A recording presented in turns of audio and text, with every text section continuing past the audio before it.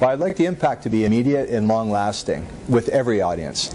And I'd like them to think differently about success and also about satisfaction. Passion Capital is really about success, but it's also about how you achieve that success. So I'd like the audience to come away with a different idea of how they are going to succeed, how they're going to invest their passion, with 7 principles or building blocks of how they can take that passion and put it to work. But I'd like the audience to walk away and actually do their jobs differently and think differently about success.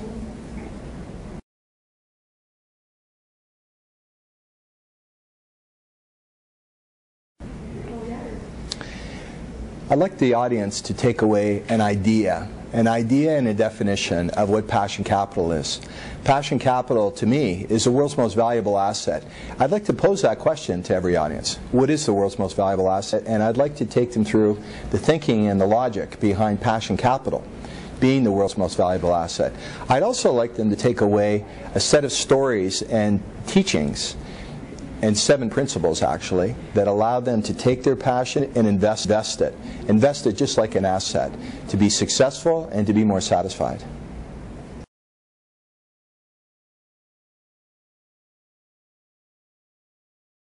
Every audience is a great audience. Anybody who has an interest in taking their passion and putting it to work.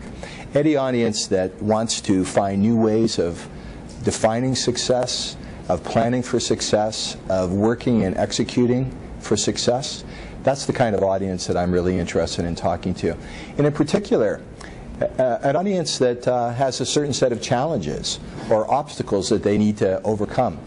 I'm really interested in not just talking to high-performance organizations, to organizations that are at all stages of their development and often that have challenges that they need to overcome, because one of the great strengths of passion capital is the way that you can use it and invest it to not only achieve success but overcome obstacles. So I love the challenges.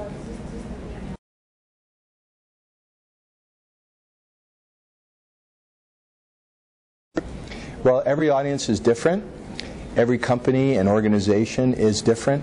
And so what I would like to do is really have a very good understanding of the audience that I will be talking to. And in particular in the book, I talk about, in strategic planning chapter, about SWOT analysis, which is different from SWOT. Every company uses strengths, weaknesses, opportunities, and threats, does analysis in that way.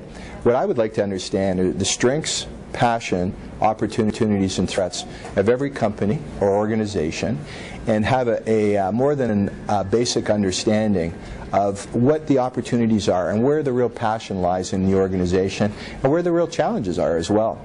So getting more than a basic understanding is something I'm very committed to, and any organization that I talk to would have to commit to me that they'll give me a good understanding before I go in.